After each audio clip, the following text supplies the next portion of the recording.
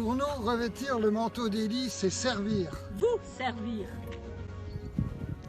Pour nous, revêtir le manteau d'Élie, c'est faire de tous les croyants des plus que vainqueurs. En Jésus-Christ. Pour nous, revêtir le manteau d'Élie, c'est entrer dans la profondeur de l'Écriture. Pour nous, revêtir le manteau d'Élie, c'est transmettre la passion de la guérison des cœurs brisés. Pour nous, revêtir le manteau d'Élie, c'est lever un peuple prophétique dans le monde francophone. Amen. Et qui s'exprime avec créativité dans le temps qui vient. Bonjour à chacun, chacune. Pour moi, revêtir le manteau d'Élie, c'est mettre en place une nouvelle génération de chrétiens qui véritablement impactent la France avec puissance. Le manteau d'Élie. Bonjour, bonjour tout le monde. Alors, mon micro est ouvert, ça c'est normal. Que le vôtre soit fermé, ça c'est normal aussi.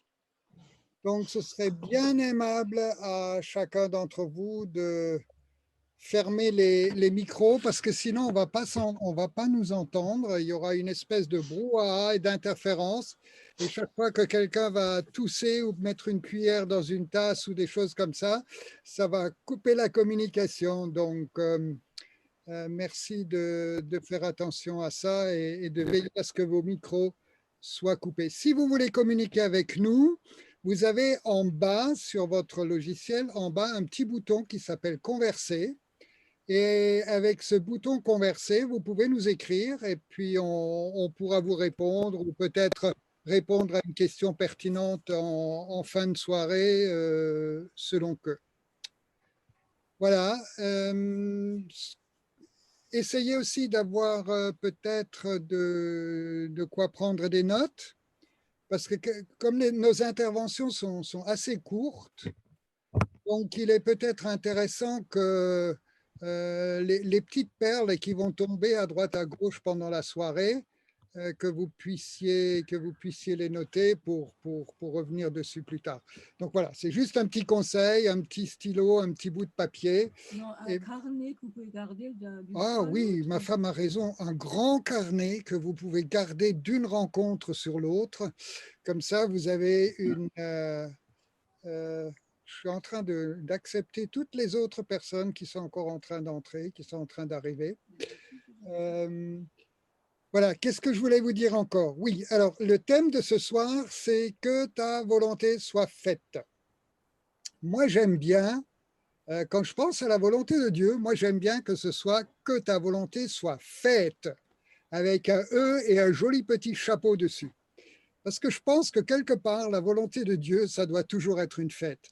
Alors souvent, elle n'est pas selon ce que nous, on aimerait qu'elle soit, et puis quelquefois, on subit un petit peu les choses, mais il est écrit qu'en toutes circonstances, Dieu travaille pour notre bien.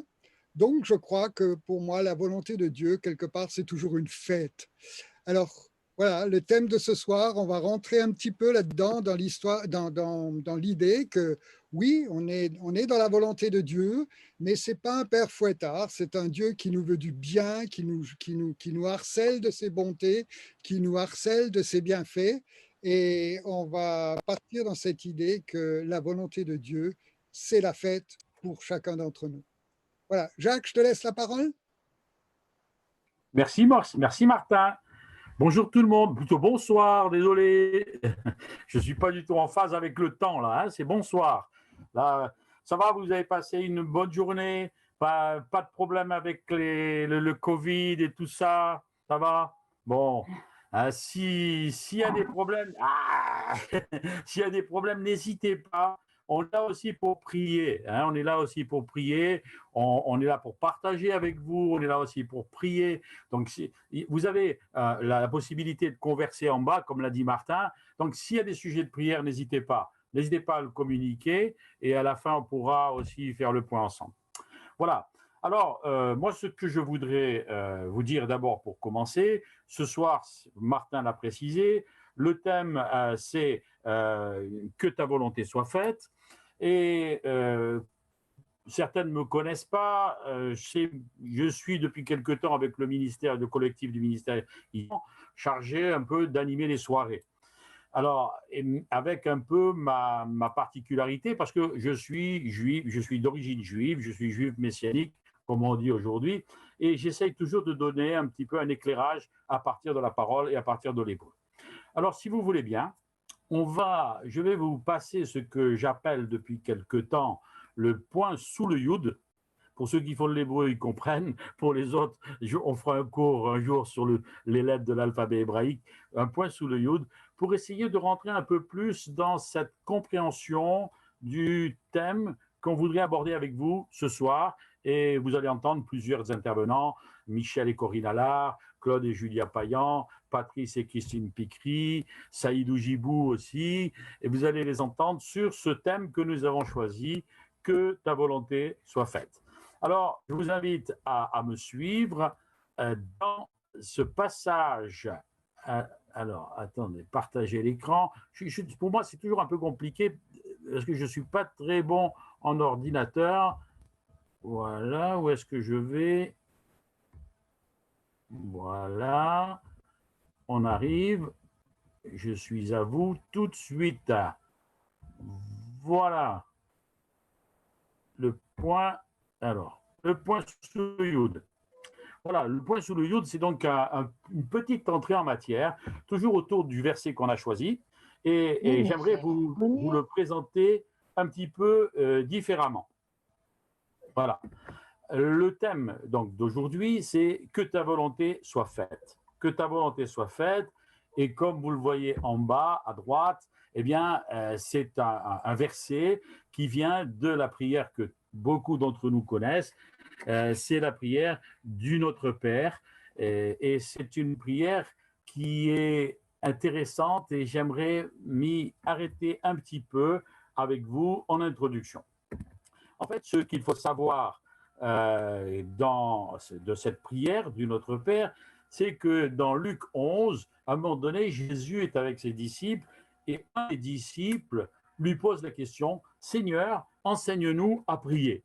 Et c'est à cette question que Yeshua, Jésus, va répondre et il va donner, en réponse à cette question « Enseigne-nous à prier », il va donner la réponse à travers le Notre Père. Et cette réponse se trouve à la fois dans Luc, mais aussi dans Matthieu. Alors, j'aimerais la voir un petit peu dans Matthieu 6, parce que vous voyez, voilà comment ça commence, Matthieu 6. Voici comment vous devez prier. C'est la réponse à la question « Seigneur, enseigne-nous à prier ». Et Jésus leur répond « Voici comment vous devez prier ». Il ne dit pas « Voici ce que vous devez prier », il dit « Voici comment vous devez le prier ». Comment vous devez prier cette prière?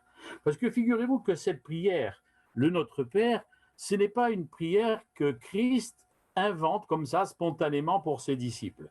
C'est une prière qui est connue dans le monde juif. En fait, c'est une prière Avinu Shabbat Shamayim, qui est une prière qui émane du monde juif. En fait, c'est la contraction de plusieurs prières différentes. Notre Père, Avinu, notre Père, c'est une prière que les Juifs connaissent. Et donc, les disciples qui sont à côté de Jésus connaissent cette prière-là. Et il dit, mais apprenons à prier. Et il va leur dire, voilà comment vous devez le faire. Il ne leur dit pas, voilà la prière que vous devez faire. Il leur dit, voilà comment vous devez le faire. C'est-à-dire, au lieu de parler avec votre intelligence et répéter les prières que vous faites depuis des années dans la synagogue, eh bien, vous allez les faire différemment, vous allez les faire depuis l'intérieur de votre cœur, vous allez les intégrer pour pouvoir les présenter, les porter jusqu'au trône de l'Éternel. Et vous savez, souvent, quand j'entends dans des groupes, quels qu'ils soient, je ne suis pas là pour critiquer les groupes, et les prières, il dit, alors nous allons faire la prière que Jésus nous a enseignée. Je suis toujours un petit peu gêné, mais ceci est une autre histoire, parce que dans les synagogues comme dans les églises, on fait souvent un peu une répétition de prières, alors que Dieu nous demande de les intégrer pour pouvoir les présenter jusqu'à son trône. Alors on va rentrer un peu dans la prière du Notre Père, et dans Notre Père selon Matthieu. Et vous voyez, dès le début, avec le début de cette prière, il y a ce qu'on appelle dans l'écriture juive un chiasme. Et vous voyez, le chiasme, c'est quoi? C'est une structure de phrases qui convergent vers un verset central. Vous voyez, ça commence par « Notre Père qui es aux cieux », Et la fin de l'introduction du Notre Père, c'est « sur la terre comme aux cieux ». Et ces deux versets semblent se répondre. Et au milieu, il y a 3 autres versets qui indiquent la centralité de cette prière. Et la centralité, c'est quoi? C'est que ton règne vienne, que ton règne vienne. Donc, toute la prière du Notre Père, elle est centrée sur le règne de Dieu, annoncer le règne et le royaume de Dieu dans nos vies. Et vous voyez que c'est donc une structure un petit peu particulière, et c'est pour ça qu'on le sait, parce que Matthieu, c'est l'évangile des Juifs, et beaucoup de constructions dans Matthieu sont basées sur ce système du chiasme. C'est un texte qui est très, très connu, avec le centre du chiasme, que ton règne vienne. Mais je voudrais examiner avec vous les 3 requêtes qui sont contenues dans cette introduction. La première, eh bien, elle est là, Itkadash Shmecha, que ton nom soit sanctifié. Itkadash, ça veut dire que ça parle de la sainteté, du kiddush, du kadosh, de quelque chose de saint. Et Shmecha, vous voyez le deuxième mot, alors l'hébreu s'écrit de droite à gauche, hein, et vous avez en bas en rouge le mot Shem. Le mot Shem, c'est le nom. Que ton nom soit sanctifié, que le nom de Dieu est saint. Et c'est pour ça que dans le monde juif, on ne prend pas le nom de Dieu en vain, parce qu'il est saint. Et le mot Shem peut être vocalisé différemment, parce qu'on peut, comme il n'y a pas de voyelles en hébreu, il n'y a que des consonnes, les voyelles ont été rajoutées par la suite, comme il n'y a que des consonnes, on peut mettre les voyelles que l'on veut. Shem, ça veut dire le nom, mais Sham, ça veut dire aussi là-bas. Là-bas. C'est-à-dire que quand on regarde le Shem, le nom de Dieu, ça, en lui, par lui, on a un avenir, on a un là-bas. Et on peut aussi dire Shemim, et là, à ce moment-là, ça veut dire les noms. Ça veut dire qu'à travers le nom de Dieu, on a notre nom, mais aussi le nom de tous les autres. Il y a une espèce de complémentarité dans les noms. On n'est pas tout seul au monde. Quand on prononce le nom de Dieu, que ton nom soit sanctifié, on s'unit avec tous les autres pour proclamer qu'on a un avenir en lui. Le deuxième élément, que ton règne vienne. Que ton règne vienne, vous voyez qu'avec le deuxième mot, malchutecha, ça fait le mot qui est en bleu en bas, le mot malchut, qui veut dire le règne. Qui veut dire le règne, mais qui peut vouloir dire aussi le royaume. Et je crois qu'il y a une différence, personnellement je la vois, cette différence entre le règne et le royaume. Le règne, c'est pour le roi. Le royaume, c'est pour les sujets du roi. Et quand on dit que ton règne vienne, personnellement, dans mon cœur, et la résonance qu'il y a, c'est que ton royaume vienne. C'est-à-dire que nous, vous, tout le monde, on puisse rentrer comme des sujets du roi. Il y a une relation entre le roi qui règne et nous, chacun d'entre nous, on aspire à ce que le royaume soit instauré sur cette terre, ce qui est bien sûr, si on regarde le royaume que l'on vit aujourd'hui, c'est pas forcément un royaume qui est centré sur la présence de Dieu.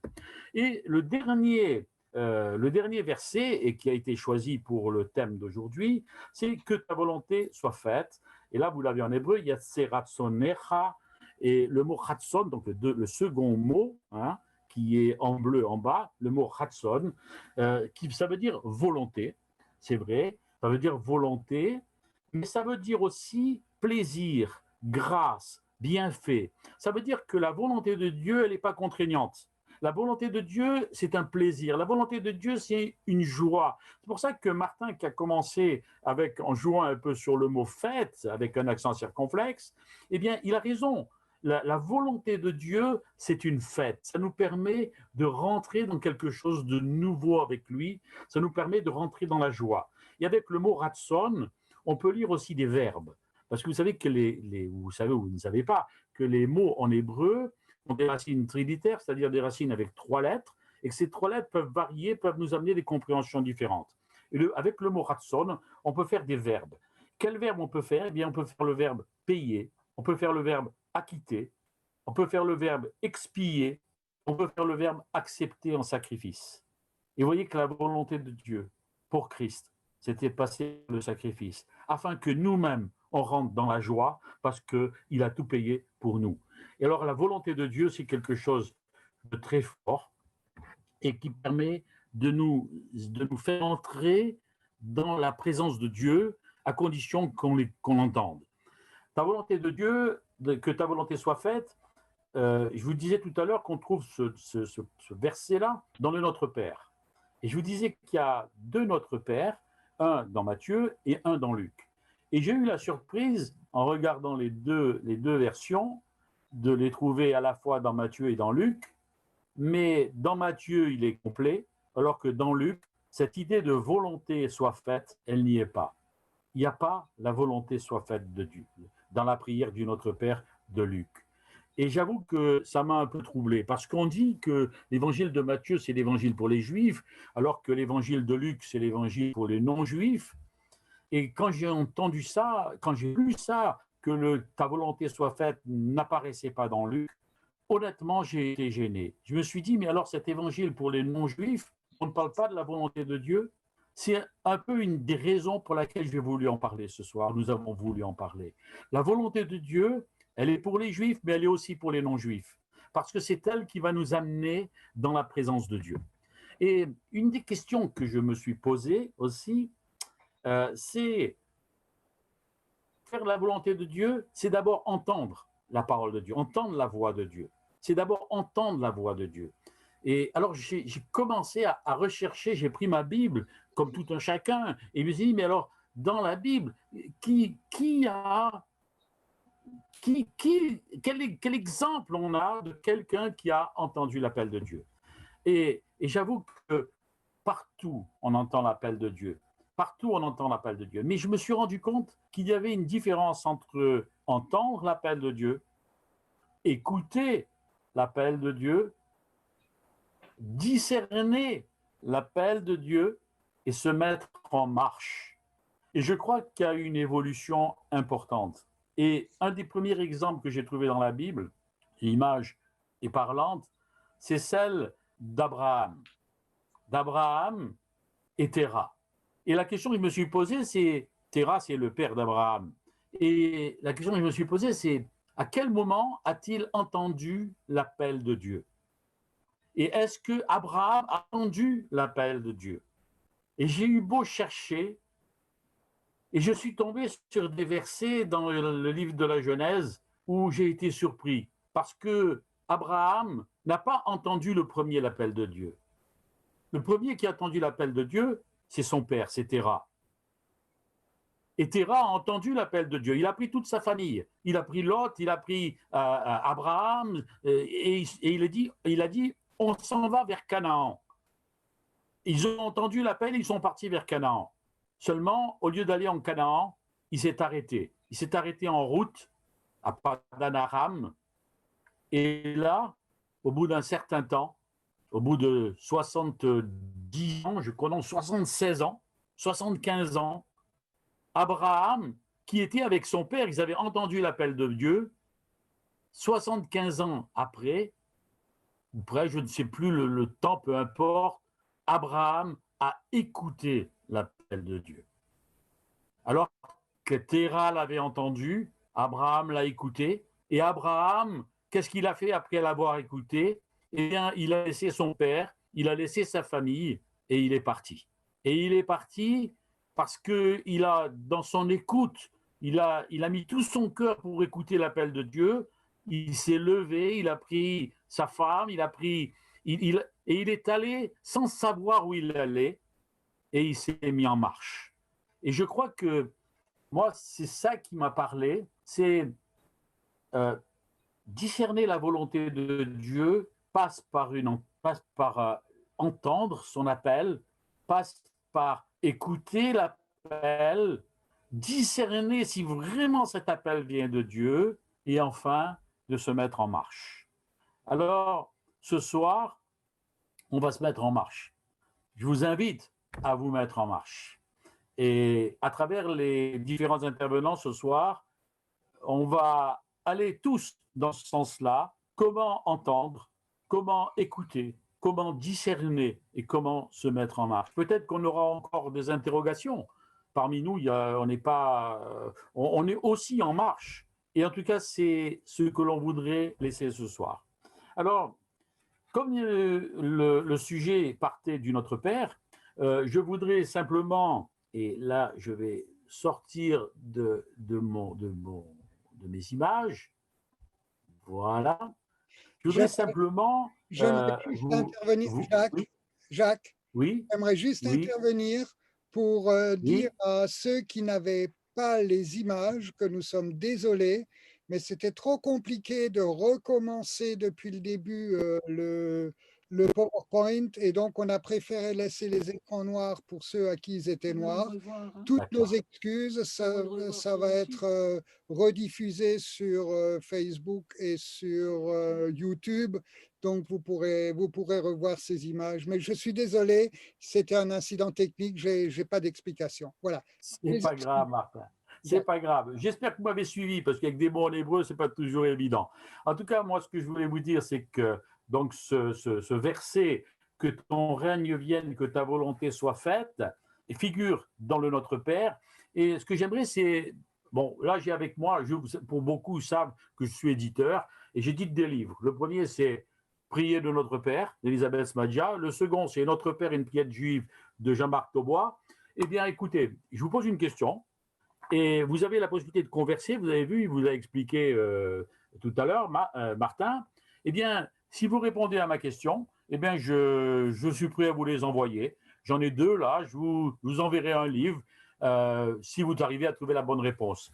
La question à laquelle que je voudrais vous poser, c'est quand Abraham est né, quel âge avait Terah? Voilà, vous avez la soirée pour y répondre.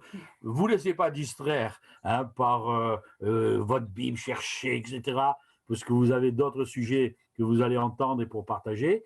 Mais la question, c'est quel âge avait Terah quand Abraham est né? Voilà, à tout à l'heure. Et quand, à la fin, Martin me dira à qui je dois envoyer mes livres. Alors, tout de suite… Jacques, oui, Jacques, Martin, vas-y. les livres, tu les envoies à toutes les bonnes réponses ou aux 2 premières bonnes réponses? Aux 2 premières bonnes réponses. Merci, Martin. Je n'ai pas envie de ruiner mon commerce. Voilà, aux deux premières bonnes réponses, on enverra ce livre. Voilà. Alors, vous l'avez compris, on va réfléchir sur que ta volonté soit faite.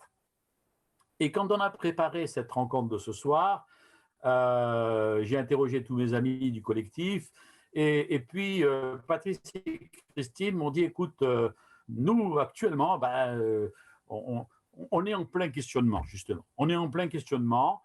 Patrice et Christine ont un ministère qui s'appelle Réparateur des brèches. Ils vont dans les groupes quand les problèmes seront terminés. Ils animent des sessions pour aider les gens à retrouver un équilibre dans leur vie, etc. Enfin, ils seront plus à même de se présenter directement. Mais en tout cas, Patrice a été direct et il m'a dit, écoute, j'ai des réponses, mais j'ai aussi plein de questions. Alors j'ai dit, écoute Patrice, si tu veux bien, sans te mettre à nu comme ça, mais simplement partager ton cœur et puis nous amener dans ta réflexion. Où est-ce que vous en êtes dans cette démarche de faire la volonté de Dieu dans votre vie? Où est-ce que vous en êtes? On vous écoute. Ouais, merci beaucoup Jacques. Alors, j'ai la réponse à ta question que tu as commencé. Non, je n'ai pas le droit, d'accord, ok. Mais avant que je commence à témoigner, je vais laisser plutôt la parole à Christine qui va vous partager quelque chose. Et puis par la suite, c'est elle qui va commencer, et puis moi, je prendrai le relais après. D'accord. Voilà. Alors, bonsoir tout le monde, bien contente d'être parmi vous ce soir. Et c'est vrai que c'est un sujet qui me plaît énormément parce qu'il y a quelques jours avec Patrice, en se promenant, on a eu vraiment à cœur de parler que ta volonté soit faite, Seigneur. Et c'est vrai qu'on est en plein dedans en ce moment. Ça fait déjà quelques temps qu'on est dans ce sujet. C'est vrai qu'on sent que le Seigneur veut nous orienter sur une autre direction. Et depuis quelque temps aussi, voilà, je fais pas mal de songes, j'ai pas mal de visions. Et c'est vrai que quand le Seigneur me parle, bon, quand il a quelque chose à me dire, et voilà, je reçois ces songes, ces visions. Et quand on est sur la bonne route, je pense, quand on est dans la bonne direction, là, C'est vrai que je ne reçois pas de songe ni de vision. Et là, depuis quelque temps, c'est ce que je reçois. Et c'est vrai qu'on est en train de se poser la question, on se demande, Seigneur, voilà, où tu veux nous emmener. Et c'est vrai que j'ai bien aimé, Jacques, quand tu as dit ces 3 mots-là, entendre, écouter et se mettre en marche. Et ce matin, ça m'arrive bien souvent de lire la pensée du jour. Et aujourd'hui, c'était « Oh, si vous pouviez écouter aujourd'hui sa voix ». Et ben, ça fait depuis quelque temps qu'on essaye d'écouter sa voix. Et c'est vrai que entendre, on entend. J'ai relevé entendre, c'est percevoir, saisir par l'intelligence, écouter, c'est tendre l'oreille pour entendre. Donc, c'est tenir compte, de prêter attention. Et c'est vrai que quand j'ai commencé à avoir ces songes et ces visions, je ne savais pas trop où le Seigneur voulait nous emmener, mais il y avait beaucoup de choses. Et là, pour moi, je pense pour moi, je suis près du but, et même je crois que je suis dans le but, mais pour moi. Après, Patrice, voilà, le Seigneur m'a parlé à moi. Et ça, c'est difficile, hein, parce que moi, ça y est, c'est depuis 2 jours que j'ai dit, Seigneur, ça y est, j'ai compris. Je comprends tous les songes, les visions que j'ai reçues. Et maintenant, comme tu dis, il n'y a plus qu'à se mettre en route. Moi, je suis prête, mais il faut que Patrice, maintenant, à son tour, soit prêt. Et c'est vrai que depuis, j'essaye de remettre tous les songes, les visions que j'ai eues, j'essaye de les interpréter, de comprendre où le Seigneur veut nous emmener. Et je pense qu'aujourd'hui, j'ai compris vraiment sa volonté pour nous. Et c'est vrai que l'autre jour, quand on se promenait, je me disais, Seigneur, c'est vrai que souvent, ce n'est pas ta volonté, c'est notre volonté. Et dans la parole, c'est marqué aussi, mes pensées ne sont pas vos pensées. Et j'ai dit, Seigneur, vraiment, je veux faire ta volonté. Là où tu veux nous emmener, là où tu veux que nous allions, j'ai envie, quoi. J'ai envie parce que je sais que, comme disait Martin tout à l'heure, ça va être la fête, F-E-T-E. Et c'est vrai que quand j'ai décidé, il y a 2 jours, où j'ai dit, OK, Seigneur, moi, je veux. J'ai eu une joie dans mon cœur, mais je me suis mis à rire et j'avais vraiment de la joie dans mon cœur. Et je me dis, bon, ben, Seigneur, voilà, cette joie, tu me l'as donnée. Pour moi, c'est sûr que c'est ça que tu veux pour nous. Maintenant, ben, voilà, je te laisse parler à Patrice. Voilà. Et donc là, je vais laisser Patrice parler maintenant. C'est pas le passage que tu as dit, mes pensées ne sont pas vos pensées, c'est Ésaïe 55. Hein, Ésaïe 55, les versets 8 à 9. Voilà, c'est ça. Merci, Jacques. Vas-y. Oui, ça c'est justement un des versets qui nous tient à cœur depuis très longtemps. Et comme tous les versets, il y a des moments où ces versets vont nous parler plus qu'à d'autres. Et puis là, c'est un verset qui revient parce que dans ce verset, il dit que mes voix ne sont pas vos voix aussi. Et là, en ce moment, personnellement, je suis confronté à ça.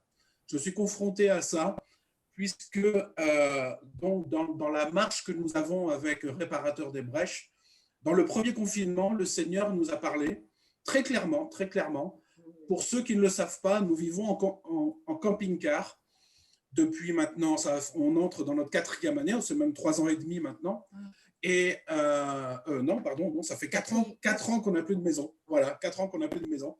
Et là, cette année, le Seigneur a commencé à mettre sur notre cœur que notre temps en camping-car allait s'arrêter et qu'il allait falloir songer à avoir un pied-à-terre avec certaines visions qu'il nous a rappelées sur le fait d'accueillir des personnes pour pouvoir faire les séminaires directement chez nous, mais tout en gardant quand même un côté itinérant où on pourra se déplacer, c'est-à-dire faire toujours ce que l'on fait aujourd'hui, continuer à faire des séminaires à Roussy ou en Auvergne ou chez des personnes ou des églises. Les 21h.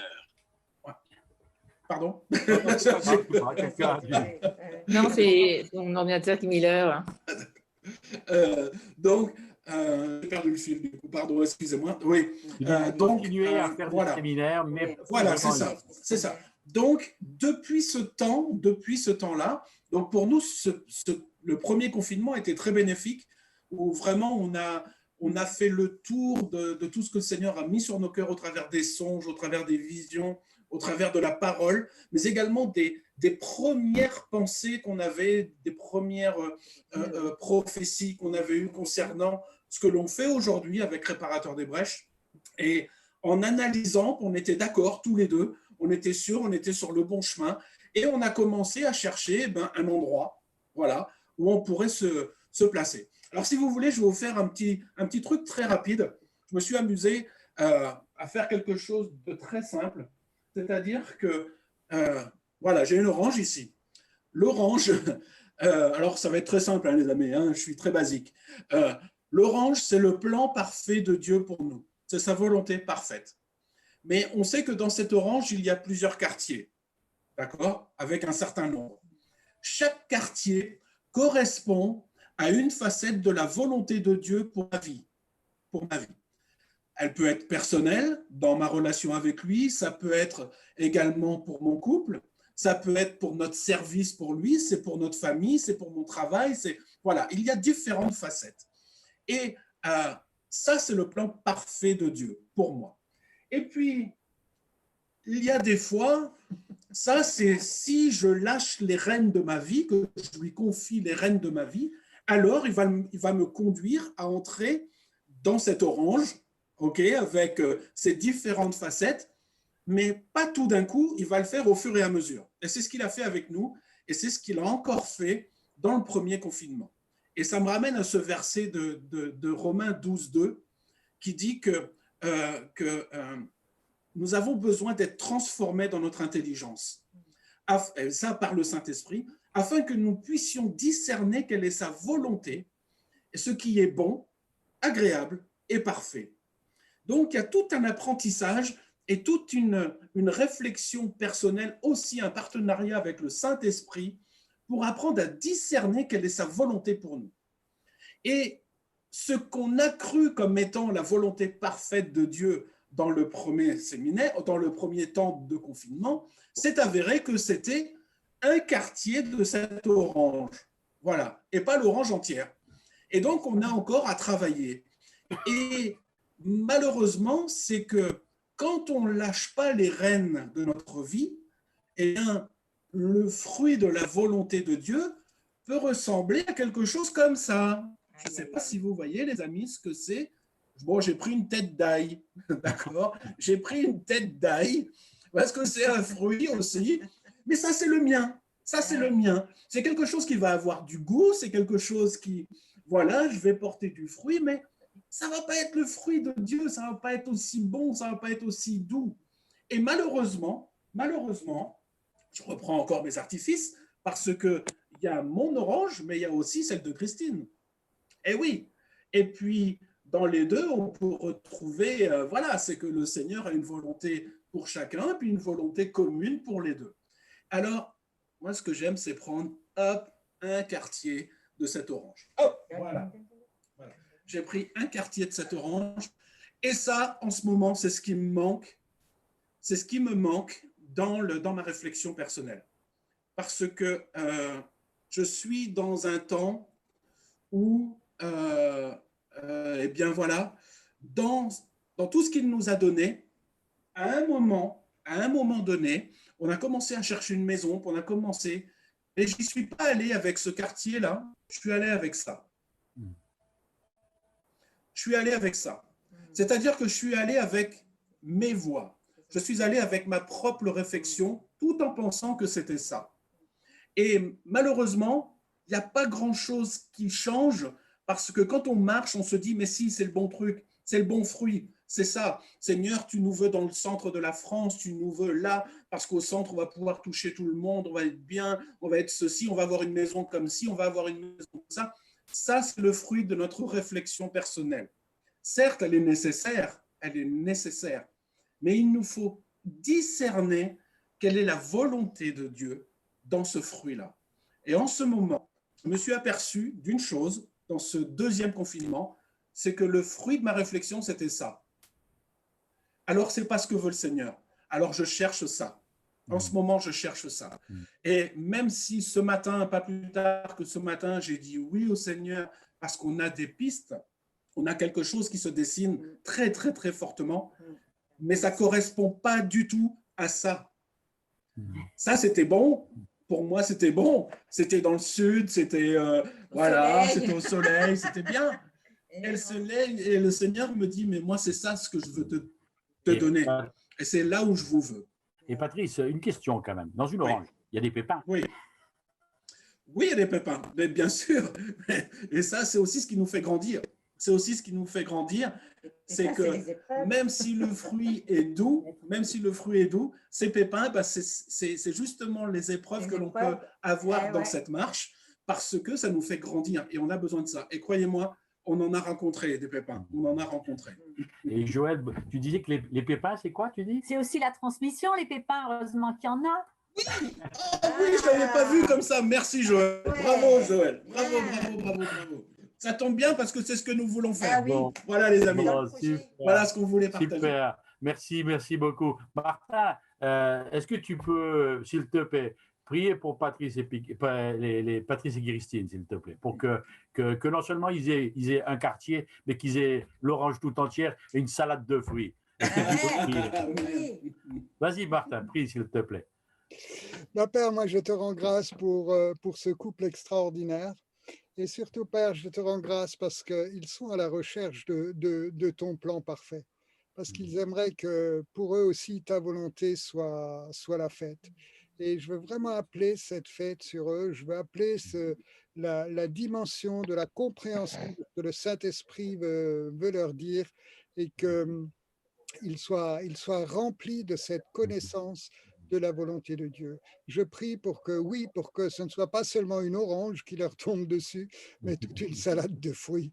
Et surtout, je prie pour que les pépins qui pourraient surgir sur leur chemin, ce soient les semences des fruits futurs.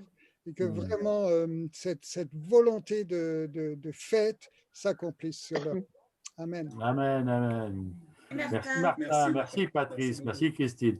Je vais me retourner maintenant vers Michel et Corinne. Salut les amis, ça va? Très bien, très heureux d'être là. Merci pour tous ceux qui se sont joints à nous. Vous êtes très nombreux, ça nous fait plaisir de pouvoir partager avec vous ce que Dieu a déposé dans notre cœur concernant ce sujet qui est que ta volonté soit faite. Et ce que j'ai pu remarquer au fil des années, c'est que le vrai problème, c'est pas dans le cœur des gens de ne pas faire la volonté de Dieu. C'est plutôt, mais comment savoir si c'est vraiment la volonté de Dieu pour ma vie? Et il y a un verset qui y répond, c'est-à-dire il y a 3 versets dans 1 Thessaloniciens 5, les versets 16, 17 et 18, et je vous les lis. Ça dit, soyez toujours joyeux, priez sans cesse et rendez grâce en toutes choses, car c'est à votre égard la volonté parfaite de Dieu en Jésus-Christ. Wow! La volonté parfaite de Dieu en Jésus-Christ, pour moi, c'est pas un lieu, c'est pas une situation, c'est une attitude.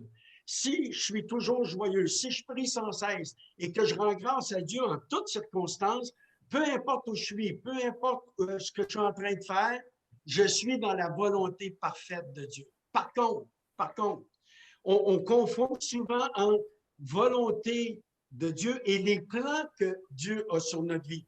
Parce que la volonté de Dieu, sur le thème qu'on a dit que la volonté soit faite, on se réfère beaucoup à Gethsémane aussi, où Jésus dira s'il est possible d'éloigner cette coupe de moi, mais non pas ma volonté, mais la tienne. Et donc, comment Jésus a pu dire cette prière à son Père? C'est parce qu'il avait défini clairement quelle était la coupe qu'il devait boire. Et beaucoup n'ont pas défini la coupe qu'ils sont appelés à boire. Et donc, ils sont confondus ou ils sont paralysés souvent au carrefour des choix. Parce que, est-ce que si je vais à gauche, c'est ça la volonté de Dieu, mais tout d'un coup que je vais à droite, puis c'est pas ça la volonté de Dieu, puis ça bloque beaucoup de gens dans leur appel et dans l'œuvre du Seigneur.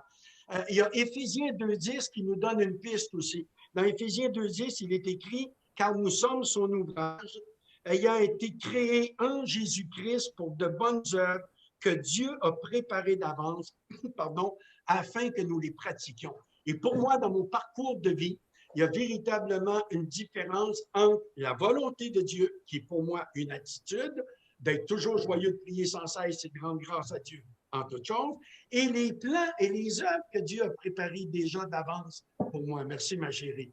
Et ça, c'est le propre de l'homme, et je crois, et je le dis souvent dans mon témoignage, que la plus grande quête de l'homme, de chaque individu sur cette terre, c'est de découvrir quel est le plan de Dieu pour moi. Quand Dieu m'a créé, il m'a créé pourquoi? Et on ne le trouve pas par une illumination, je ne pense pas, mais c'est par expérience. Tu sais, j'aime beaucoup le fait d'être dans l'action. Dans Jean 5, 17, je pense, Jésus dit « Jusqu'à ce jour, mon Père agit, c'est pourquoi moi aussi j'agis. » Jésus n'a pas été passif. C'est vrai qu'il y avait une connexion particulière avec Dieu et tout ce qu'il faisait, c'est ce que son Père lui disait de faire et ce qu'il disait, c'est ce que son père lui avait dit de dire. Moi, je ne suis pas rendu encore à cette étape-là, mais il y a beaucoup d'étapes dans mon parcours où je pensais dans mon cœur que c'était véritablement la volonté de Dieu, le plan de Dieu, et j'allais dans cette direction-là. Et en cours de route, je réalisais, comme l'a si bien expliqué Patrice avec l'exemple de l'ail et de l'orange, eh bien, Dieu me montrait, et là, je pouvais corriger le tir. Et de grâce, c'est de se mettre en route.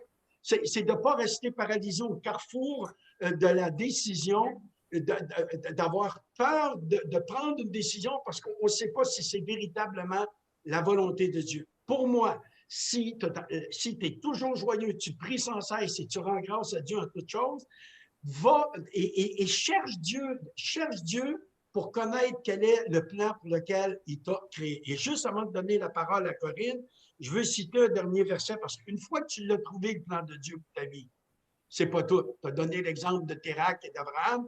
Il faut maintenant y aller. Et parfois, c'est pas simple. Moi, je ne serais pas venu en France. Ce n'était pas mon objectif, ce n'était pas mon plan de match, ce n'était pas mon appel selon moi. C'était mon quartier d'ail. Mais Dieu, il me voulait en France. Et quand j'ai eu la conviction qu'il me voulait en France, eh bien, comme Job au chapitre 23 et verset 12, il dit, je n'ai pas abandonné tes commandements de tes lèvres, j'ai fait plier ma volonté à l'obéissance de ta parole. Une fois que j'ai su clairement ce à quoi Dieu m'appelait, maintenant, il a fallu que je décide de le faire et que j'obéisse et que je me mette en marche. Et ce n'est pas toujours simple. Ma chérie.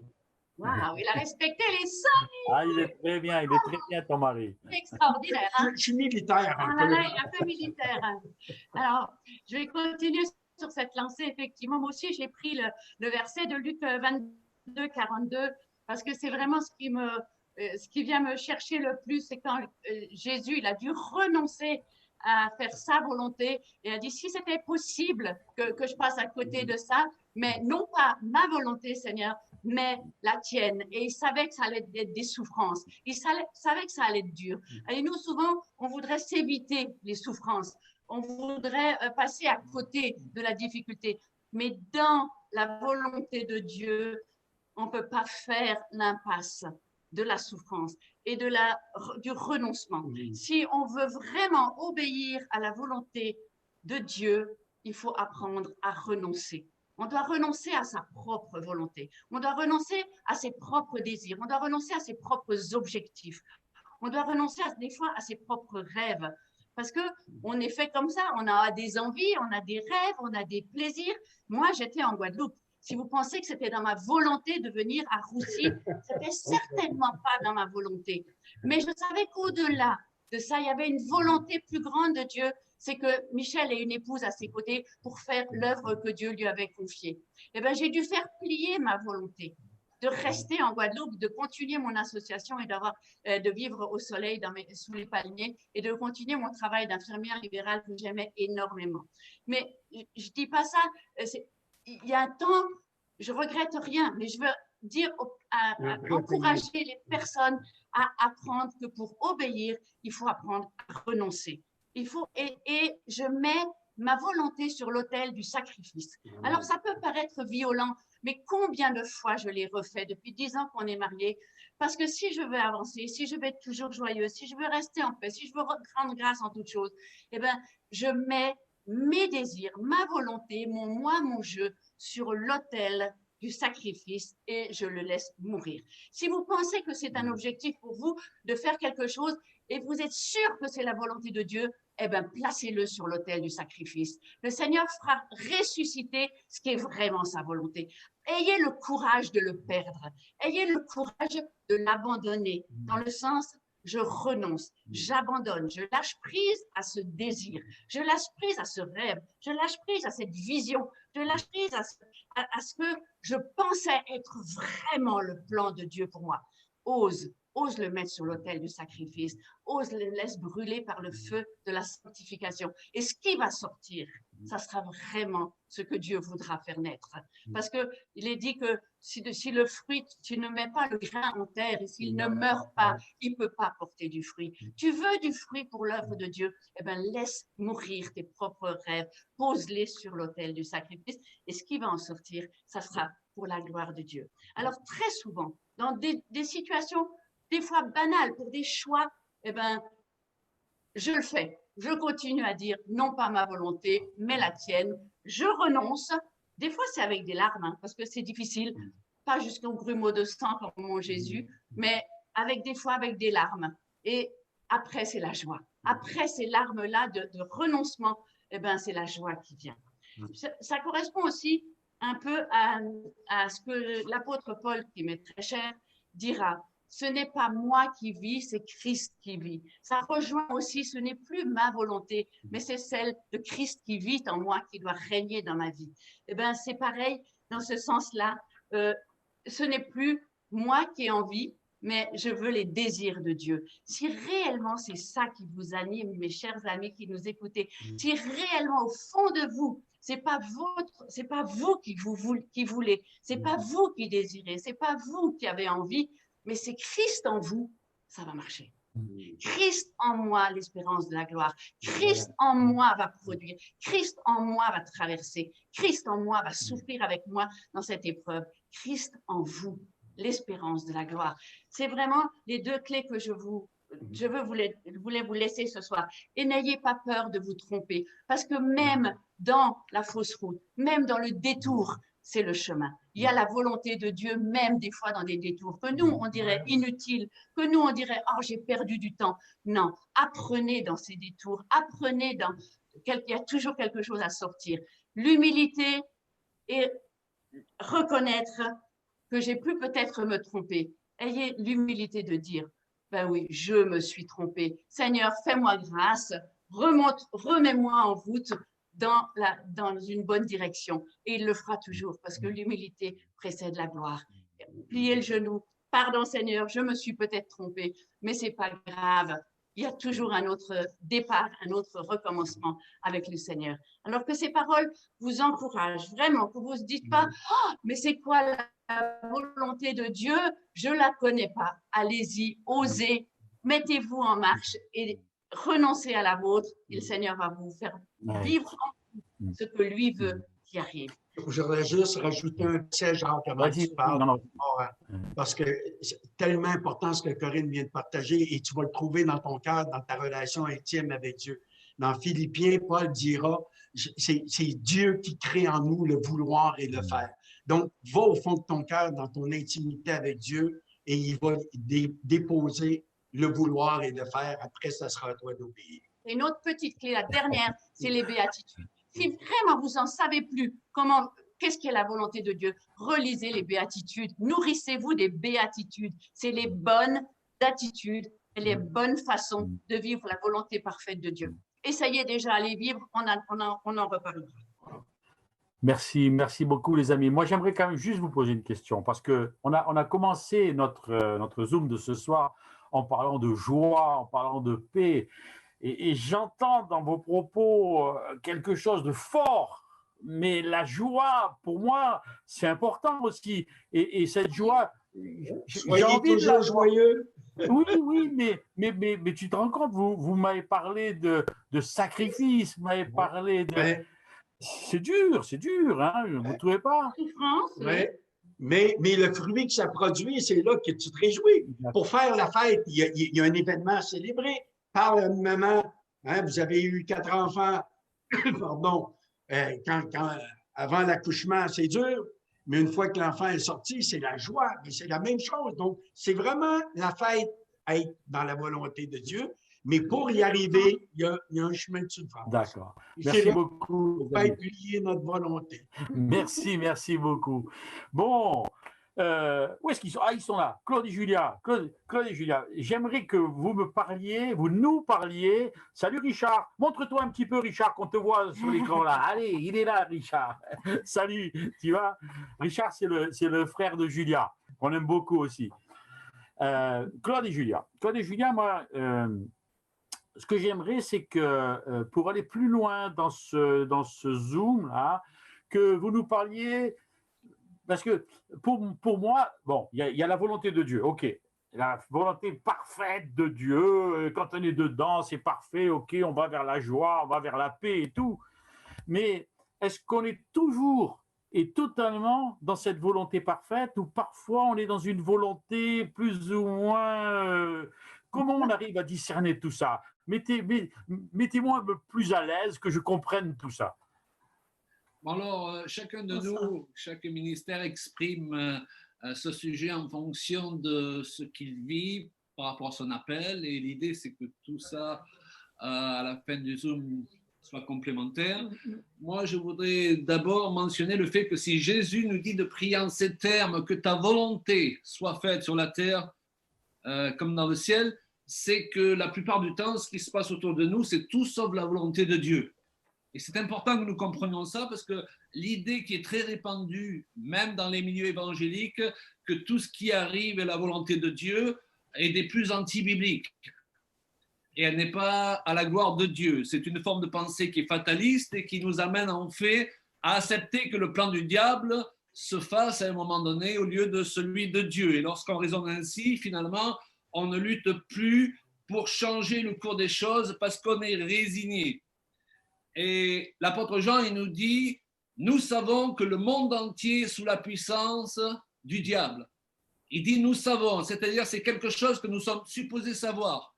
Parfois, on entend beaucoup même de chrétiens dire tout est entre les mains de Dieu, tout est sous le contrôle de Dieu. Vous savez, on chante, il tient le monde dans ses mains. Moi, je ne suis pas si sûr que ça. Oui, dans le sens qu'il peut tout rattraper parce que Dieu est expert à transformer les malédictions en bénédictions. Mais pas dans le sens que tout est sous son contrôle. Parce que la volonté de Dieu, c'est d'avoir établi le corps de Christ sur la terre, son Église, pour que justement nous soyons les instruments entre ses mains pour faire avancer sa volonté, là où c'est la volonté du diable qu'il se fait. Et le diable, il est appelé dans la Bible le voleur, le destructeur, et mes amis, il vous destine à être volé, à être détruit. Et d'ailleurs, j'en profite pour dire qu'actuellement, il faut bien marquer la différence entre le fait que le Covid-19, là où la Covid, ne vient pas de Dieu, mais qu'une fois qu'il est là, Dieu va nous aider à en tirer de bonnes choses et à entrer encore plus dans sa volonté. Mais c'est important de bien marquer la différence, de peur d'attribuer toutes les calamités à Dieu. Est-ce que vous me suivez? Donc, nous devons refuser le plan, la volonté que le diable a pour nous. Et pour cela, nous devons apprendre à des chrétiens qui luttent pour que la volonté de Dieu se fasse sur cette terre. Et quelqu'un a dit que ce sont les violents qui s'emparent du royaume de Dieu. Alors, je sais qu'il y a plusieurs interprétations à ce verset, mais le principe demeure juste.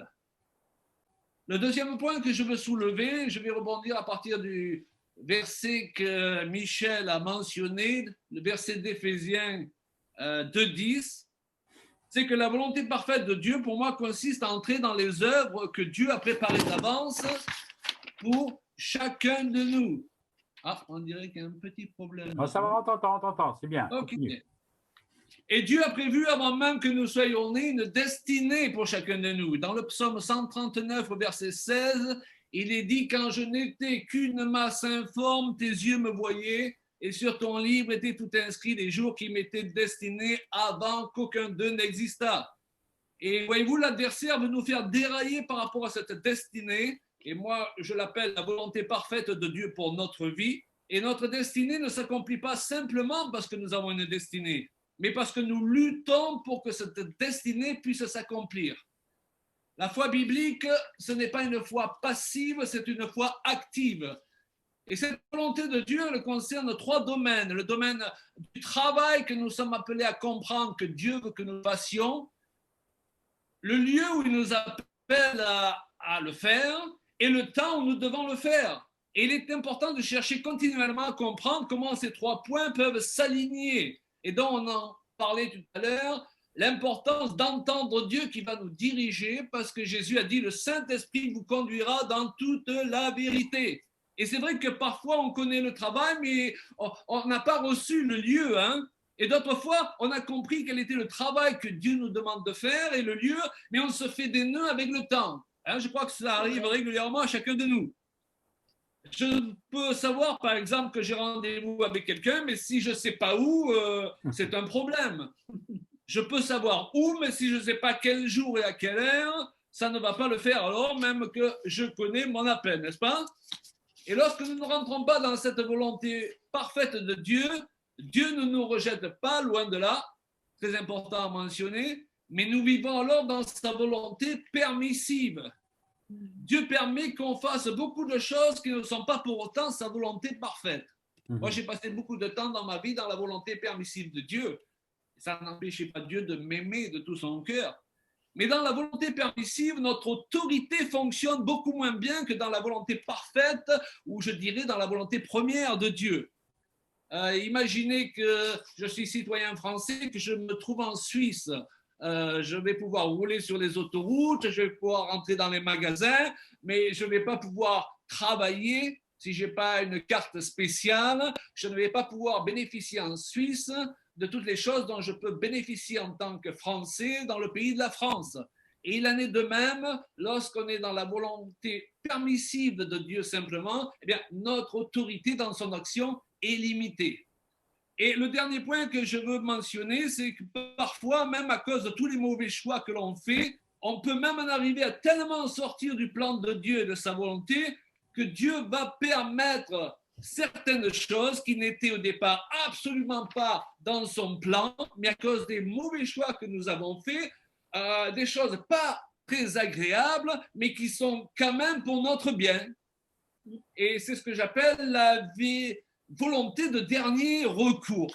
Alors, dans un cas extrême, et je termine par là, je connais des gens pour qui se retrouver en prison était ce qu'il y avait de mieux pour eux.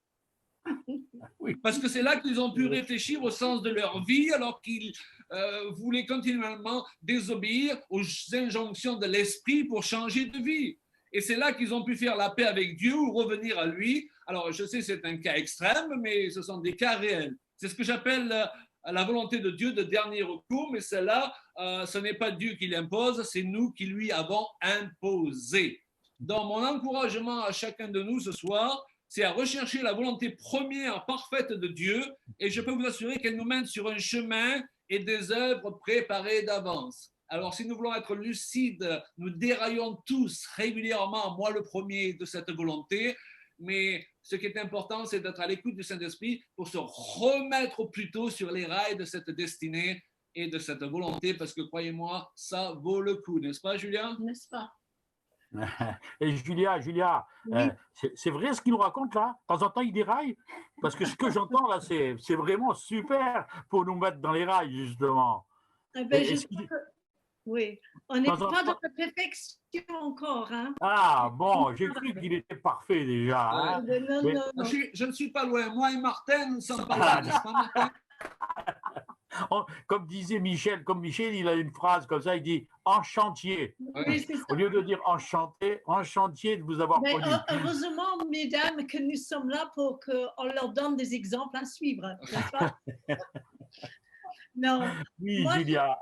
Est-ce que tu peux rajouter quelque chose à ce qu'il vient de dire? Oui. Juste, je voulais vous apporter un verset qui est très simple et qui se trouve dans le psaume 143, verset 10, et qui dit « Enseigne-moi à faire ta volonté, car tu es mon Dieu. » Alors, donc, si on a choisi Dieu et que nous avons décidé de l'appartenir et d'être son disciple, d'être sa servante ou sa serviteur, eh bien, on lui demande qu'il nous révèle sa volonté. Il faut que ça soit vraiment clair dans notre vie, qu'on ne soit pas divisé par rapport aux choses qu'on cherche ici-bas. Et il finit juste par dire que ton bon esprit me conduit sur la voie droite. Donc, ça veut dire que quand je ne sais pas quoi faire, quand je suis dans la confusion totale, bon, pas souvent, mais ça m'arrive, eh bien, je peux compter sur l'aide du Saint-Esprit qui va me diriger, il va me fortifier, il va donner, par exemple, pour Christine, il lui donne un songe. Pour quelqu'un d'autre, il va lui donner une parole à travers la lecture de la parole de Dieu. Pour quelqu'un d'autre, ça va être peut-être une révélation tout simplement d'avoir une flash dans la journée en disant « Ah, mais pourquoi j'ai pas pensé à ça ?»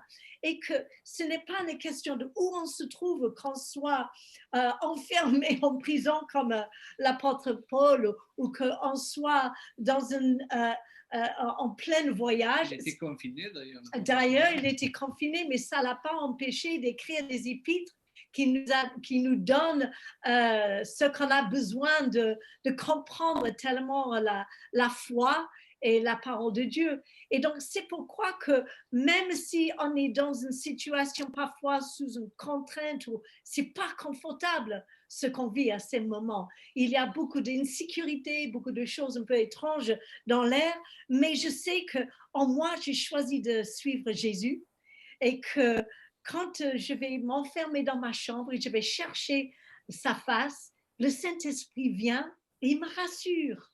Il me dit, mais il me dit que Dieu, il est content que je cherche sa face. Alors, quand on parle de quelle est la volonté de Dieu pour nous, eh bien, il y a 3 choses que j'ai marquées sur ma feuille. J'ai marqué eh bien, de chercher sa face. Si on cherche sa face, on ne peut pas se tromper. On dit dans sa volonté. Ça, c'est accessible à tout le monde. Même les débutants, comme les anciens routards comme nous. Et c'est encore nécessaire aujourd'hui de continuer de chercher sa face, d'aimer les uns les autres comme Dieu nous a aimés. Et c'est là où vraiment j'encourage tout le monde de chercher un moyen d'être efficace, même dans tous les jours, là où on se trouve et dans les situations où on est. Je suis certaine que Dieu peut mettre dans votre cœur quelque chose à faire pour que son royaume avance, même si on ne peut pas se toucher, on peut toujours téléphoner, on peut toujours parler aux gens, on peut toujours continuer d'être une parole vivante de la part de Dieu. La 3e chose, c'était de passer simplement du temps avec lui. Parfois, la volonté de Dieu, c'est qu'il veut qu'on soit en communion avec lui. Il y a des moments où il faut étudier. Alléluia. Et la parole de Dieu, il faut y aller tous les jours si on peut. Mais il veut aussi passer du temps avec nous. Alors, si on remplit notre journée avec des choses anxiogènes, eh bien, nos pensées vont être tirées vers autre chose. Et donc, Seigneur, on peut prier tout cela. J'aimerais qu'on prie ensemble à la fin de cette réunion aussi pour ça, que le Seigneur nous aide de centrer nos pensées et de le soumettre, comme Corinne le disait, à la volonté de Dieu. Et comme ça, le Saint-Esprit va être renouvelé à l'intérieur de nous. Et moi, je dis, Seigneur, touche-moi encore, aide-moi de me réinventer encore une fois, parce que ce n'est pas autant ce que je veux, mais ce que toi tu veux. Et je peux juste ajouter une chose, je ne vais pas être plus long, c'est qu'au début de 2020, je crois que c'était l'année où j'ai commencé avec une liste de projets, mais j'avais, je ne sais pas, au moins une quinzaine ou une vingtaine, pas des petits projets, des grands projets. Mais moi qui est très social, très un peu, on est assez cynique, assez, pas cynique, hein, mais j'aime des choses où les gens ils voient la gloire de Dieu, qu'on les amène avec nous dans la louange ou dans le mouvement. Et bien d'un coup, tous mes projets, ouf, comme ça, comme si on les avait effacés sur un tableau Vélida là. Et d'un coup, je crois que tu ne dois pas être la seule d'ailleurs. Oui, moi je pense. Et il fallait que je mette tout ça sur l'autel et de dire, Seigneur, aide-moi à faire le tri. Alléluia. Aide-moi de vraiment sortir de toutes les choses que je voulais faire pour toi, vraiment ce qui est le plus précieux.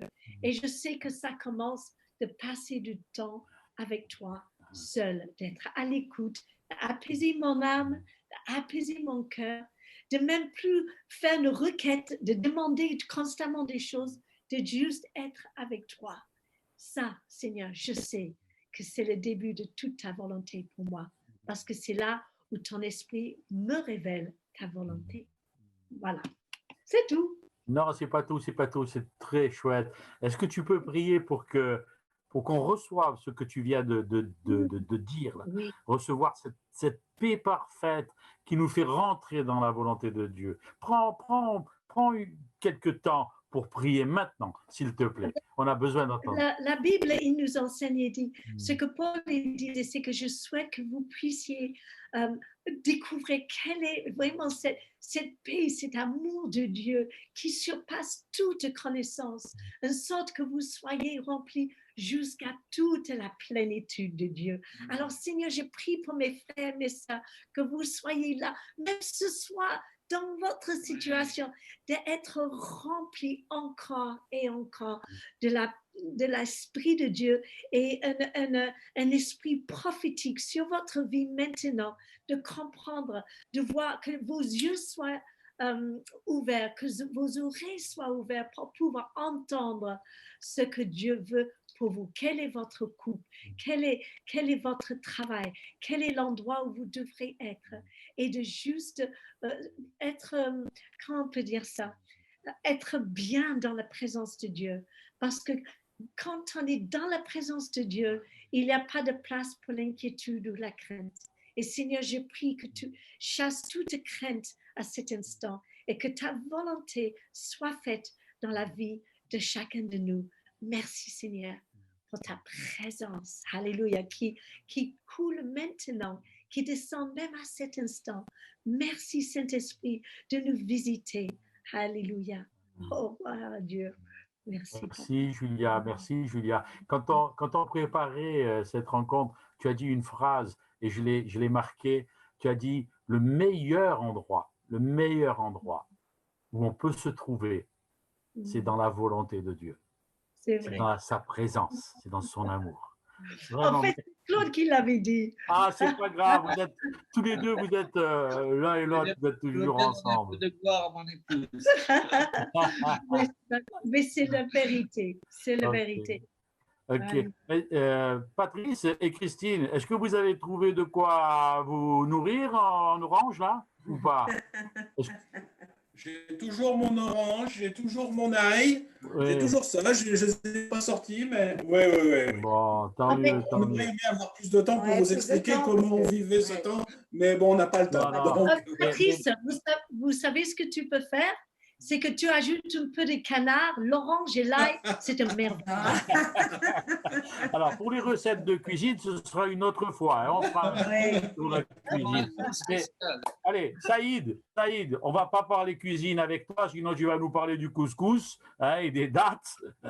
Saïd, s'il te plaît. Ce que j'aimerais, Saïd, c'est que tu, avec ton cœur, que tu viennes un petit peu faire la synthèse de tout ce qu'on a partagé ensemble et puis nous dire un peu, toi, ta façon de parler sur justement la volonté de Dieu dans notre vie et dans la situation dans laquelle on est aujourd'hui.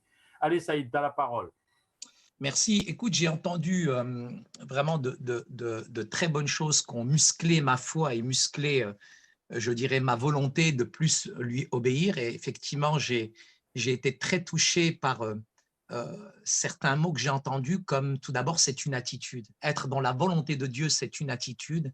Et je pense que ça, c'est essentiel, se mettre en route, se mettre en marche. Il faut y aller. Et c'est vrai que ça a été corroboré à plusieurs reprises, puisque la foi, elle n'est pas passive, mais d'abord, la foi, elle est active. J'ai beaucoup aimé aussi la question du renoncement. La question du renoncement, aujourd'hui, elle est importante, elle n'est pas prêchée, puisque c'est souvent, Seigneur, que ton règne vienne et que ma volonté soit faite. Et c'est très difficile de crucifier le moi, c'est très difficile de briser cette vieille nature et de pouvoir revêtir l'homme nouveau. Et tout dépend finalement comment on se nourrit. Et si on se nourrit mal, j'ai beaucoup apprécié ce mot que j'ai entendu, puisque dans l'islam, on est toujours dans le mektoub, tout est la volonté de Dieu. Il m'arrive un accident, je prends une gifle que j'ai cherchée, mektoub. Donc c'est vraiment un fatalisme que j'ai retrouvé parfois chez certains évangéliques. Donc attention au fatalisme évangélique, puisque la Covid ne vient pas de Dieu, et j'étais vraiment très touché par ce message-là, dans le sens où aujourd'hui, on est dans un contexte évangélique où tout ce qui arrive, finalement, on est dans le défaitisme, on est dans le négativisme, et on subit. En fait, au lieu d'être dans l'action, finalement, on est dans une foi qui est passive. J'ai beaucoup apprécié aussi quelque chose qui a vraiment musclé ma volonté ce soir, c'est qu'il y a une différence entre écouter et entendre. Je crois qu'on écoute beaucoup de choses, mais on a du mal vraiment à entendre, je dirais, la saison que nous traversons actuellement. Mais pour ceci, il faut rechercher sa face. De Chronique qui a été prononcée, si mon peuple sur qui est invoqué mon nom, d'abord s'humilie, et s'il prie, et s'il recherche ma face. Rechercher la face de Dieu, ça veut dire vraiment scruter son visage, c'est aller plus profondément, en tout cas dans cette intimité avec lui. Je dirais que moi, à titre personnel, il y a deux choses qui me font peur aujourd'hui. J'ai peur de personne. Très honnêtement, je peux aller dans n'importe quel pays, je peux me retrouver en face de n'importe quel individu, mais il y a vraiment deux choses dans ma vie qui me font peur. C'est le dentiste et d'être en dehors de la volonté de Dieu. Si on est en dehors de la volonté de Dieu, connaissant sa parole, connaissant les recommandations qu'on nous donne, connaissant que le Saint-Esprit atteste à notre esprit que nous sommes enfants de Dieu, et quand on entend cette voix et qu'on la muselle, qu'on la bâillonne, on finit avec une conscience qui est cautérisée, et volontairement on se met en dehors de la volonté de Dieu. Et là, on a intérêt à avoir peur pour notre vie. Et je crois qu'on a vraiment besoin de réaliser ce que le Christ lui-même a dit. Jésus dira quand il est descendu du ciel, je suis descendu non pour faire ma volonté, mais la volonté de celui qui m'a envoyé. Et pour moi, c'est essentiel aujourd'hui de rentrer dans la volonté de Dieu et d'aligner mes pensées à la puissance de la parole de Dieu. La foi, ce n'est pas de l'émotion ou de la sensation. La foi, ce n'est pas les temps, les circonstances. La foi, c'est véritablement d'être lié, relié, que la connexion, que la Wi-Fi spirituelle se mette en route, qu'elle se déclenche. Et là, véritablement, je peux être dirigé. Quand il y a la Wi-Fi, on sait où on va. Quand il y a la Livebox divine, on sait où on va. Le problème, c'est que souvent, on tombe en panne parce que malheureusement, on n'a pas musclé notre volonté, je dirais celle du Seigneur, qui doit véritablement s'ériger à l'intérieur de nous. Donc, on a vraiment besoin de crucifier ce moi, cette vieille nature. On a vraiment besoin de l'enterrer et revêtir de l'intelligence, d'être revêtu dans l'intelligence qui vient vraiment du Seigneur.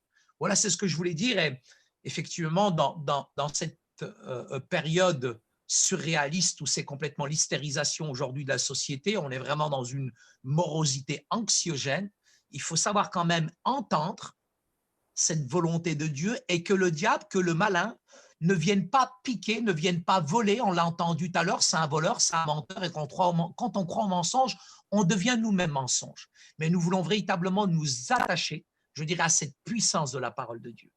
Peut-être trois choses que j'aimerais partager durant cette période de confinement. On l'a entendu tout à l'heure, même si on est dans un marasme, il y a cette capacité vraiment de rentrer dans cette fonction d'altruisme. On a vraiment besoin de prendre soin des autres. dans cette période qui est particulière, au lieu de penser à moi, de penser à mon ventre, je vais tendre la main parce qu'il y a beaucoup plus faible que moi. Et ça va m'aider vraiment à sortir de ce confinement qui nous brutalise mentalement, psychologiquement. On sait à quel point les gens qui sont confinés aujourd'hui sont détruits. Mais au lieu de me centrer, de me concentrer, on est dans une société aujourd'hui qui vraiment est repliée sur elle-même. Je vais commencer à penser à l'autre parce qu'il y a beaucoup plus faible, il y a beaucoup plus fragile que moi. Et la deuxième chose pendant cette période de deuxième confinement, de reconfinement, on ne sait pas jusqu'où ça va aller, mais c'est toujours de nous fixer des objectifs, de ne pas rester passif, mais de combattre aussi activement, spirituellement. Ça, il n'y a personne qui va le faire à notre place. Aucune imposition des mains, aucun message que vous écouterez sur Zoom. Il n'y a personne qui le fera à notre place. Et la troisième chose, c'est de garder l'espérance.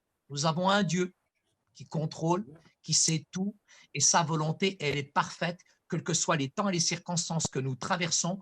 On n'est pas dans le fatalisme évangélique, mais on sait que Dieu et le Christ, Yeshua el-Masih, il aura toujours le dernier mot.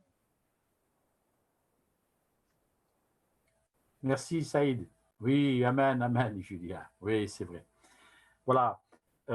On arrive presque au bout de cette rencontre et j'aimerais maintenant donner la parole à Joël pour qu'elle nous dise un peu comment tu as vécu ce moment de Zoom avec nous et puis que tu viennes nous parler aussi de ce plan de Dieu, de cette volonté de Dieu qui intervient dans nos vies, dans ta vie, dans notre vie de couple, de famille, et comment on peut garder la paix et la joie.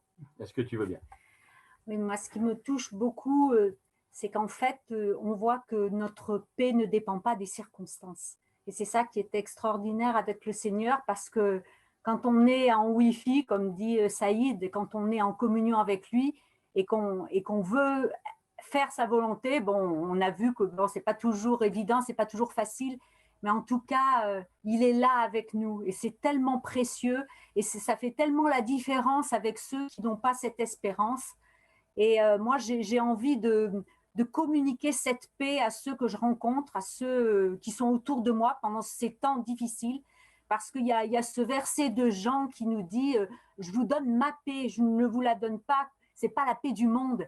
C'est cette paix profonde et rien ne peut nous ébranler. Et c'est ça que j'ai envie de vous dire, vraiment puiser dans cette paix, rechercher sa volonté et vous allez être bénis, vous allez bénir et encourager ceux qui sont autour de vous. Moi, je vois en ce moment, j'ai ma maman chez moi qui a 94 ans et je sais que c'était dans la volonté de Dieu qu'elle vienne chez nous au lieu de rester seule.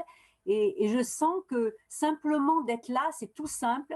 Simplement qu'elle soit là à côté de moi, je vois que la paix que le Seigneur me donne, bien, je peux la lui communiquer. Et c'est même presque divin parce que j'ai même pas besoin de beaucoup parler, simplement d'être là, de lui mettre la main sur l'épaule, de lui apporter son repas et je vois que je transmets cette paix et que ça l'encourage. Voilà, juste pendant ce temps, eh bien, faisons ce que le Seigneur nous montre de faire. Et puis, je pense qu'on va traverser avec lui et qu'il va y avoir des belles choses qui vont se vivre. Merci, Joël. Elle est bien, hein? C'est ma femme. Le Seigneur l'a mise à mes côtés. Je suis très heureux avec elle.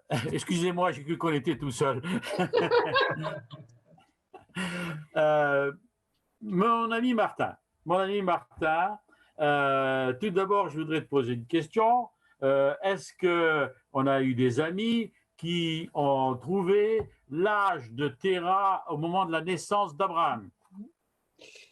Oui, alors, on a effectivement deux personnes qui ont été très rapides. La première, c'est désespérant. La première, c'est Marie-Pierre. Elle est toujours imbattable.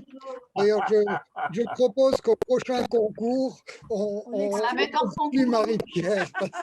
On l'interdise. Bon, non, c'est pas vrai. Non, voilà, c'était une boutade. Marie-Pierre, tu l'as celui-là? Non, alors tu auras celui-là cette fois. Alors, bon, et puis la deuxième personne? Et puis la deuxième personne, je suis en train de chercher, mais je l'ai. Ça y est, ça m'a échappé. Bon, c'est pas grave, tu trouveras, tu Oui, trouveras, c'est tu me pas la grave. donneras. De toute façon, j'ai noté le nom et on va lui écrire pour avoir son adresse et pour pouvoir lui envoyer le livre. Pour avoir son adresse. Oui, enfin, je Bien, l'ai alors, fait pour un ceux qui ont donné mail des pour avoir mauvaises son adresse réponses, postale. Eh oui, Voilà. on a compris. pour ceux qui ont donné des mauvaises réponses ou qui n'ont pas trouvé la réponse, on trouve ça dans Genèse, bien évidemment, au chapitre 12 et au verset 4. Abraham, non, pardon. Alors, j'avais noté, qu'est-ce que j'ai fait là? Martin, c'est Claire Mouot. 11-25, pardon. La gagnante, la deuxième, c'est Claire Mouot. C'est ça. D'accord. Ok, tu me donneras tout ça. Alors, c'est Bravo, Claire et Marie-Pierre. Genèse 11-25. Nahor, donc le vécu après la naissance de Terah, 119 ans. Ça, c'est le grand-père et le père. Et puis, deuxième partie du verset, il engendra des fils et des filles. Verset 26, Terah, donc le père d'Abraham, âgé de 70 ans, engendra Abraham, tout simplement. Donc, il avait effectivement 70 ans quand Abraham est venu au monde. Voilà. 70 ans et 9 mois.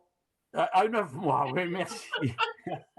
Alors, ce que j'aimerais juste vous dire là-dessus, c'est que dans le monde juif, on dit que quand l'enfant est dans le ventre de la mère, il est au courant de tous les projets, de toute la volonté de Dieu pour sa vie. Il sait tout, parce qu'il est comme disait Claude, vous savez le verset qui dit quand j'étais encore dans le ventre de ma mère, tu avais dressé tous les, etc. Et dans le monde juif, on dit voilà, l'enfant, il sait tout de la volonté de Dieu pour sa vie, mais il sait tout, tout.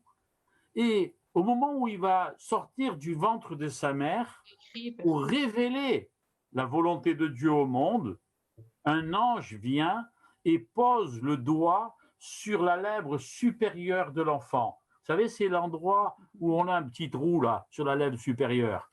Et l'ange appuie et ça fait mal à l'enfant. Et il crie, il fait ce qu'on appelle le cri primal. L'enfant crie et il oublie tout de la volonté de Dieu. Et il a toute sa vie pour Et il a toute sa vie pour chercher et retrouver la volonté de Dieu pour sa vie et la communiquer à tous ceux qui sont autour de lui. Alors, que ce soit vraiment quelque chose qui reste dans votre cœur, recherchez la volonté de Dieu. Et cette volonté de Dieu, on l'avait dans le Notre Père. Et je vous invite à écouter un chant. Tu veux bien, Martin? Oui, on le met maintenant ou on le met tout à fait en clôture? C'est comme tu veux, Jacques. On fait les annonces. On fait les annonces. Alors, tu vas nous faire les annonces. Ensuite, ce que je vais demander, c'est à Patrice et à Christine de bien vouloir prier pour tous ceux qui ont participé à ce Zoom, pour qu'ils puissent trouver la bonne part d'orange dans leur vie, et qu'ils puissent la mettre en forme pour eux. Et puis ensuite, on écoutera un chant et on se donnera rendez-vous un peu plus tard. Alors Martin, tu commences par les annonces, s'il te plaît. Oui, alors je voudrais d'abord dire merci aux nombreux participants qui étaient là ce soir. C'était très chouette de voir qu'on était nombreux à la fois ici sur Zoom et sur Facebook.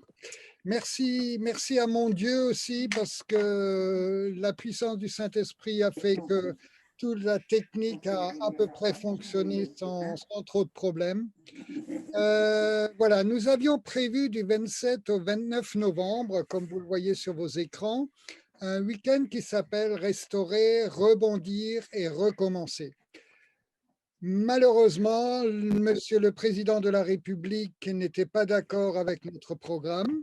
Nous avons essayé de négocier avec lui, mais rien à faire. Donc, nous vous donnons rendez-vous le 27 et 28 novembre, le 27 au soir et le 28 dans l'après-midi, pour 3 réunions Zoom sous forme de séminaire. Donc, ce seront beaucoup plus des enseignements que des partages comme on les a là. On vous donnera aussi dans les jours à venir, quand nous aurons nous-mêmes finalisé notre programme, on vous dira un peu plus là-dessus. En tout cas, on a vos adresses mail. Vous pouvez de toute façon nous suivre toujours sur YouTube, sur le collectif des ministères itinérants, et vous retrouvez nos vidéos. Et prochainement aussi, je pense, des directs. Et sinon, une adresse à laquelle toujours vous pouvez nous contacter, lemanteau.eli@gmail.com. Voilà, c'est Facebook aussi. sur Facebook, c'est diffusé en live en ce moment, et vous pouvez revoir le live sur Facebook, bien évidemment. Merci à tous les commentaires que vous avez faits, ils étaient nombreux. Sur Facebook, j'ai vu qu'il y avait plus de 120 commentaires, ça va nous faire du travail pour les lire. En tout cas, merci pour votre participation, ça nous fait vraiment, vraiment, vraiment chaud au cœur de voir que vous appréciez ces moments Zoom. On reviendra. Voilà, Jacques. Ben, pour moi, j'ai terminé, puisque tu as fait les annonces. Ce que j'aimerais, c'est que Patrice, maintenant, s'il te plaît, Patrice, alors on a sûrement plein de sujets de prière, mais laisse ton cœur te diriger et pour qu'on puisse goûter ton orange jusqu'au bout. En même temps, ton orange. Tiens, je te tiens l'autre, moi. Prends l'autre. Avec des lunettes. Bon, la mienne, elle a été entamée, hein. Il fallait que je retire le quartier. Mais Seigneur, vraiment, nous voulons te remercier, Seigneur, parce que nous savons que le jus de cette orange est bon, Seigneur. Et nous voulons tous y goûter. Nous avons tous envie, Seigneur, de marcher dans ta volonté parfaite, de marcher dans tes voies et pas dans les nôtres, Seigneur. Et nous avons tous autant que nous sommes tous ici réunis, nous avons tous de l'expérience et des expériences vécues quand on a marché dans ta volonté et quand nous avons marché dans notre volonté. Et nous savons faire cette différence maintenant. Mais merci pour tous ces encouragements, ces paroles qui nous exhortent et qui nous permettent d'aller de l'avant. Je te prie, mon Dieu, pour que chacun puisse retenir qu'il nous faut nous mettre en marche, qu'il nous faut aller de l'avant et surtout écouter. Alors je prie, mon Dieu, pour que nous ayons tous des yeux pour voir ta gloire, pour voir ta parole se révéler à nous. Que nous ayons tous des oreilles pour entendre et pour discerner, et que nous ayons tous des cœurs pour comprendre ta volonté, Seigneur. Conduis-nous sur ce chemin de paix, sur ce chemin de joie, sur ce chemin de repos, dans le nom de Jésus, ton Fils bien-aimé, notre Seigneur et Sauveur. Amen. Amen. Merci, Patrice. Martin, tu envoies la musique, et puis à la fin, si vous voulez bien, on peut reprendre tous le micro pour se faire des bisous, mais envoie-nous un petit peu de musique, s'il te plaît.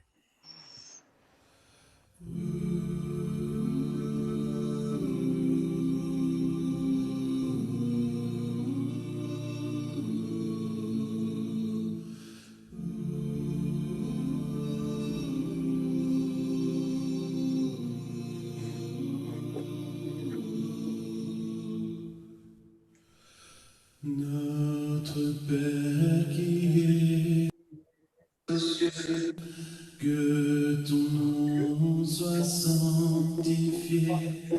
Notre Père qui es aux cieux, que ton nom soit sanctifié, que ton règne vienne, que ta volonté soit faite sur la terre comme au ciel, sur la terre comme au ciel, que ton règne vienne sur cette terre. Notre Père qui es aux cieux, que ton nom soit sanctifié. Notre Père qui es aux cieux, que ton nom soit sanctifié. Donne-nous aujourd'hui notre pain quotidien.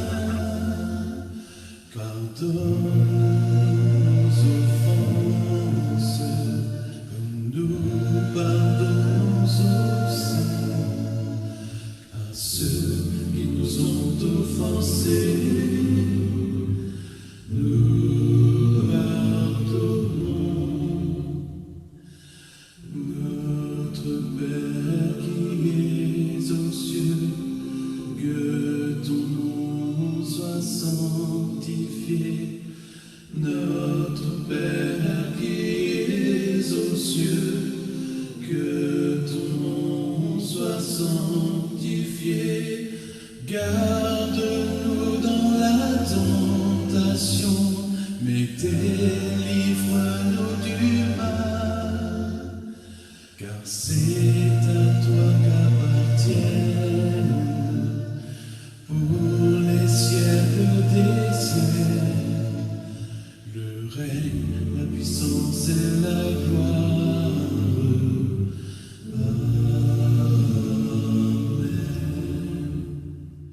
Garde-nous dans la tentation, mais délivre-nous du mal, car c'est à toi qu'appartiennent pour les siècles des siècles le règne, la puissance et la gloire. Amen. Le règne, la puissance et la gloire. Amen. Amen. Merci Martin, merci Patrice. Est-ce que tu peux nous mettre tous les micros, qu'on puisse encore se saluer les uns les autres? Voilà, oui, encore. Allez, merci d'avoir été là, on vous embrasse, on vous aime, on a hâte de vous voir. Gros bisous à tout le monde. Bisous tout le monde. Soyez bénis. Au revoir. Au revoir. Au revoir. Bye bye. Au revoir. Salut les gens. Soyez bénis. Je vous aime, je vous aime, je vous aime, je vous aime. Je souhaiterais que vous puissiez porter également la Côte d'Ivoire en prière parce que depuis les temps électoraux, là, depuis les temps des élections, surtout, il faut dire que le pays n'est pas vraiment stable. Donc, vos prières, je souhaite vraiment que vous puissiez. Oui, sois béni, pasteur Raoul. Que vraiment le Seigneur bénisse l'Afrique et ton pays, pour tout particulièrement. Il apporte la paix là où il y en a besoin. Soyez bénis. Vraiment.